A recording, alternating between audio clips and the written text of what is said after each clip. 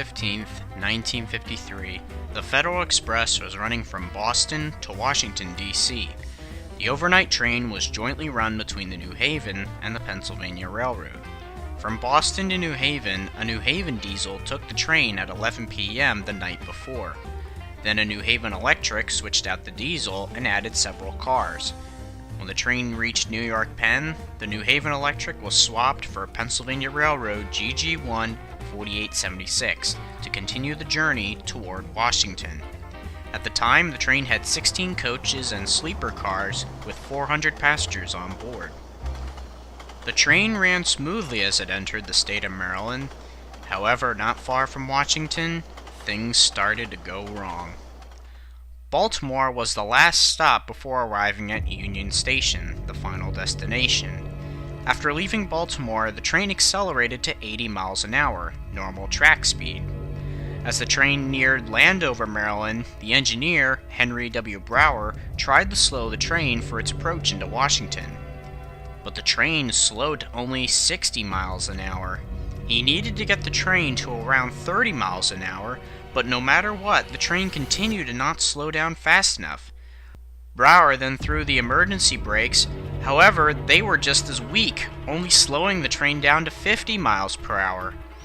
Brower then set the engine into reverse, but 4876 began malfunctioning due to the stress being placed on it. Sparks began flying from the wheels of the engine in the first 3 coaches as they tried to slow the train down. Then there was more trouble. The Federal Express now began descending a 5,500-foot long section of track on a relatively steep 0.73% grade that leads into Union Station. This caused the train to accelerate. There was nothing more Brower could do to save the train. He began to desperately blow 4876's Leslie A200 horn, hoping to get the attention of the towerman ahead. In the train yard at Union Station, towerman John Feeney in K-Tower set the switches to send the Federal Express onto track 16 as originally planned. But when the train raced past him at high speed, he telephoned the station master's office. Kirk Ray Klopp picked up the phone. Feeney shouted, "Runaway on track 16! Klopp looked up to see the train running straight towards him in his office. He picked up a PA microphone and shouted, "Run for your lives!" Then he and the other clerks ran out of the office as fast as they could. They only had seconds to get out of the way. Aboard the train, conductor Thomas J. Murphy ran through the train from end to end, telling passengers to get down as low as they could to brace for impact. As the train got closer and closer, the GG1 thundered across switches at 45 miles an hour, more than twice the safe speed, but somehow held on the rails. The sudden turns helped slow the train down to 35 miles an hour, but it was already too late.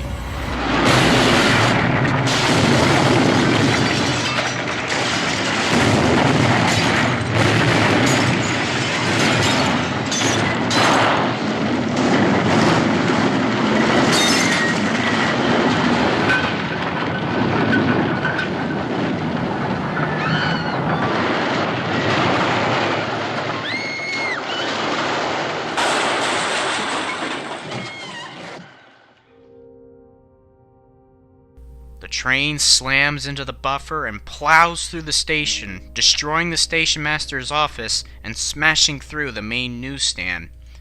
When the train finally stopped, 4876 was leaning upward, almost on its side. Just seconds later, the main floor, not designed to hold the weight of a train, gave way, and 4876 fell into the basement. 2 coaches came loose from the engine and the rest of the train. One of them slid onto the concourse to the right of the engine, coming to a rest almost next to it. The other nosed downward behind the engine into the gigantic hole in the concourse floor. 6 more coaches jumped the tracks behind the train. Amazingly, as if it were a miracle, not a single person in the train, nor anyone in the station was killed. Only 43 people were injured, 6 of them serious enough for overnight hospitalization. Most of the workers in the basement had just departed for their coffee break, which spared their lives. Amazing how coffee can be such a lifesaver. 4 Union Station workers were briefly trapped in the wreckage but quickly rescued. The engineer had no injuries, and the fireman only received cuts and bruises.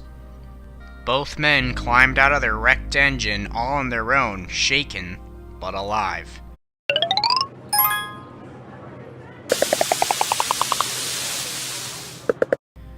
The station master's clock was found to have been stopped exactly at the time of impact, 8:38 a.m. NBC News was able to broadcast live from Union Station just 67 minutes after the wreck had occurred. This was, at the time, one of the fastest live nationwide broadcasts ever made.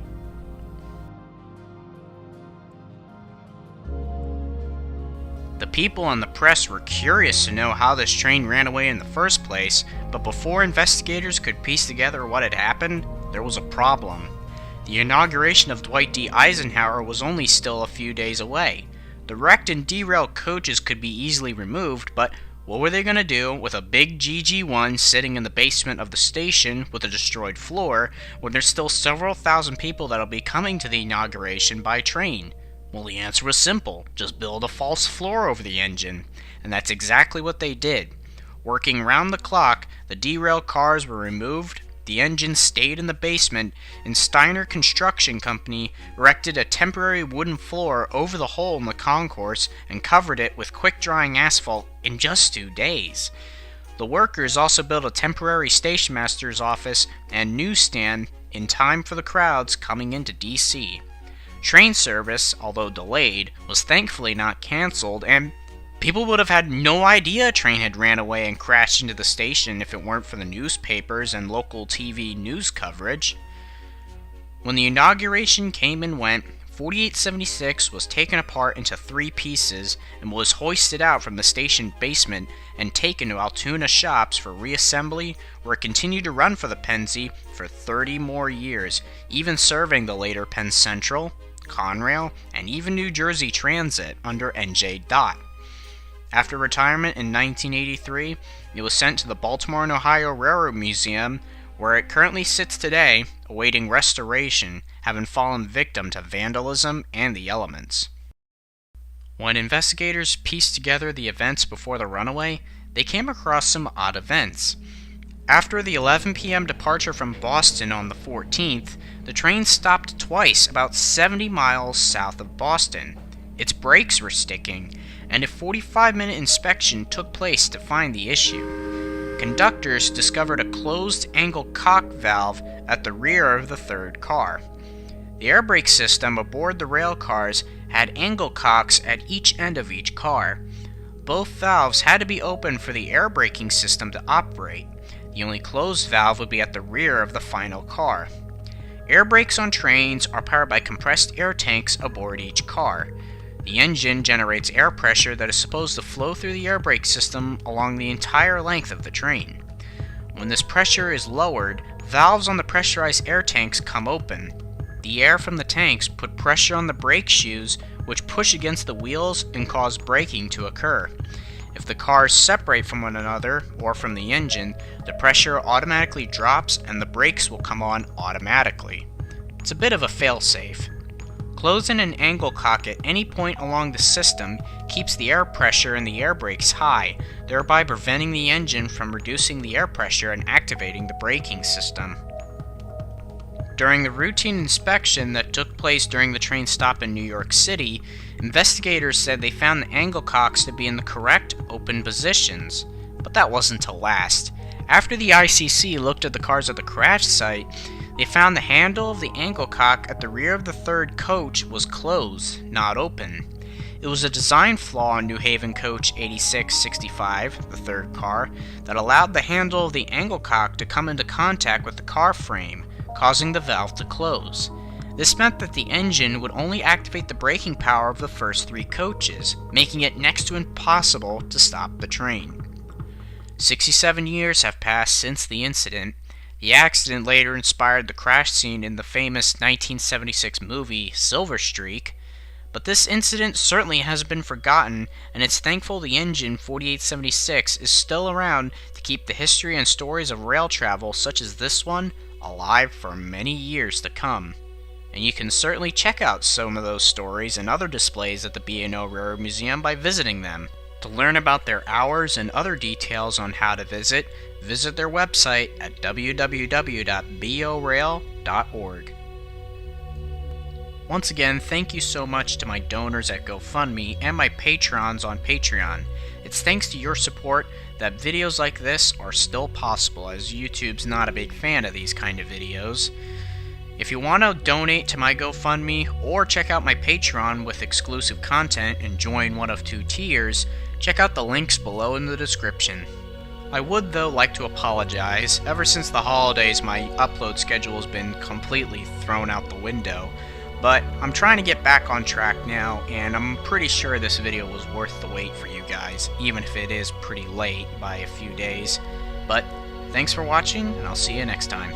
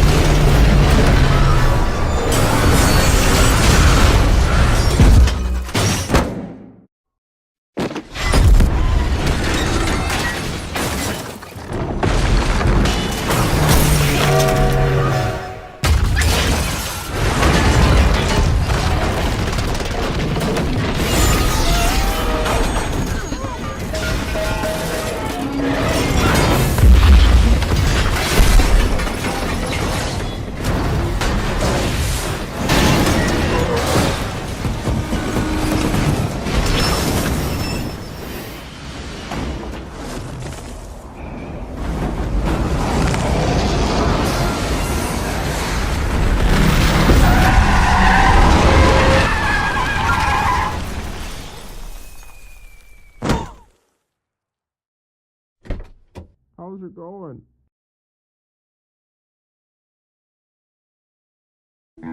Uncle S is the worst. Always has been. Every time the 2 of them go over to his house, he just sits in his room all day on his computer. He doesn't talk to them, just grunts occasionally, and never cooks them any food. The siblings have learned at this point to tell their mom to pack them lunch. Worst of all, though, Uncle S is just a little strange. He has all these posters up all over his house, some of them with underdressed ladies on them. The brother's little sister always covers his eyes to stop him from looking. But there are other posters too, weirder ones, with these symbols on them and quotes written underneath. Neither of the kids can really read enough to know what the quotes mean, but their mom always gets very tense whenever they ask about them. She says they are something to do with politics, whatever that means. You know someone's weird when even their mom agrees. Uncle S is just weird. But there is a big upside to being at his house. The 2 of them can just sit downstairs in the lounge playing video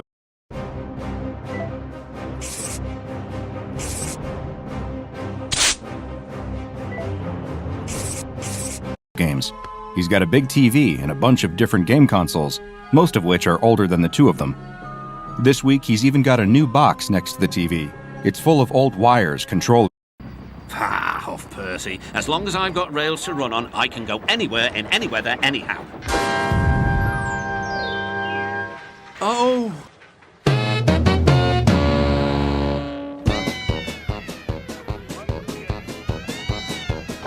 She hissed. A good strength. A good strain, Rumple. The shame of it, the shame of it, oh, the shame of it.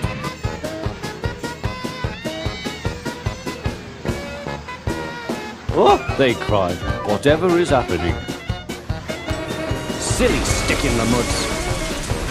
That's good, Puff Thomas.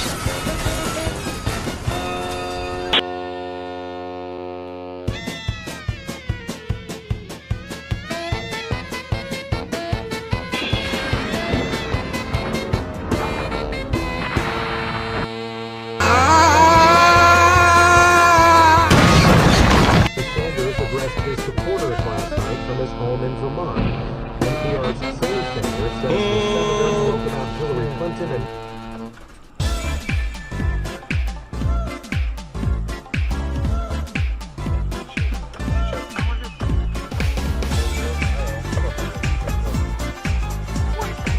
Stop quarrelling, you two, or the only thing you'll have left to share is trouble. Help!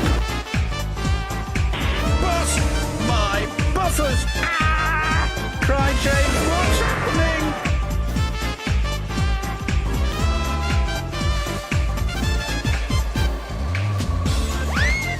Cinders and ashes!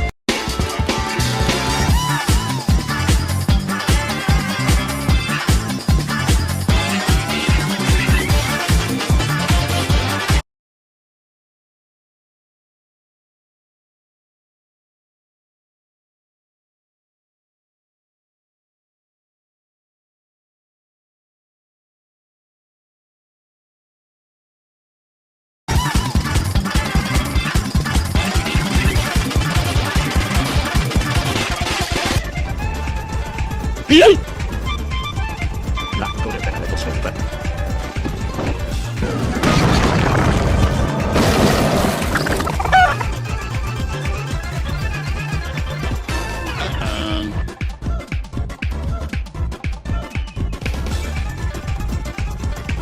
What?